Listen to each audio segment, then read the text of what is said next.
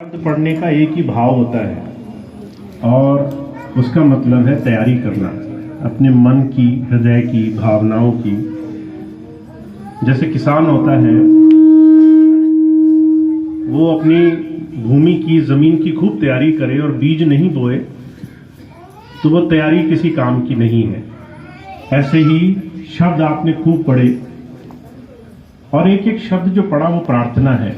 अगर आप एक एक शब्द के वचनों को गौर से सुने तो एक शिष्य अपने गुरु से प्रार्थना कर रहा है कि आप मुझे ज्ञान दें, आप मेरे अवगुणों को दूर करें। बहुत एकाकी, बहुत ही अकेले एक शिष्य अपने गुरु से प्रार्थना करता है जब कोई उसे ना देख रहा हो।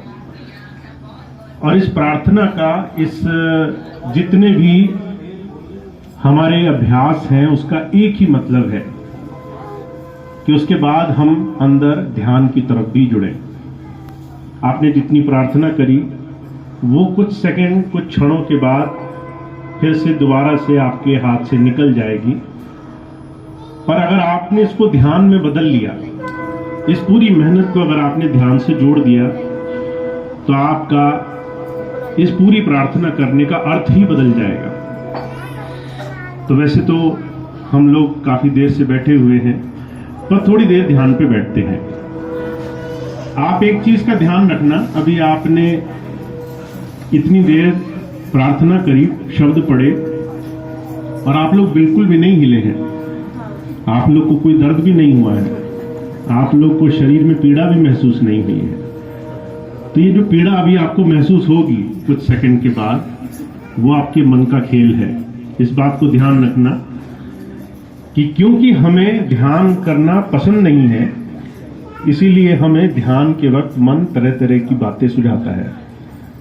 अभी जो आप आधा घंटा 40 मिनट बैठकर शब्द पढ़ते रहे, बिना हिले डुले, बिना पीड़ा का एहसास किए, वो ध्यान करते वक्त जब आए तो आपको ये ध्यान रखना है, ये पीड़ा शरीर की नहीं है, ये मन की बनाई हुई है।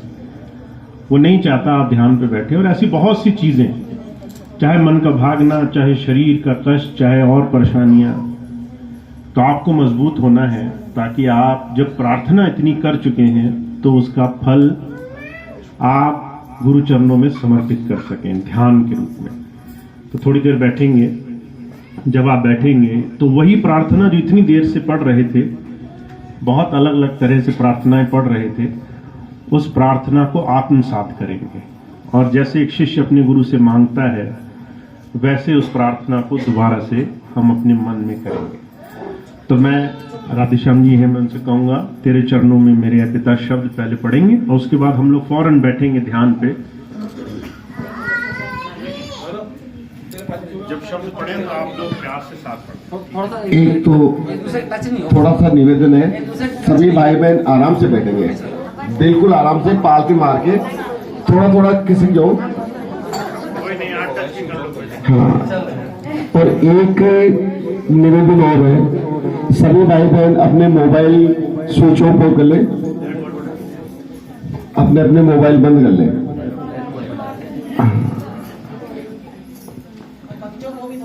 हाँ, और छोटे बच्चे जिनके पास हैं, मैं उनसे निवेदन करूंगा कि वो पीछे बैठ जाए थोड़ा सा, जिनके पास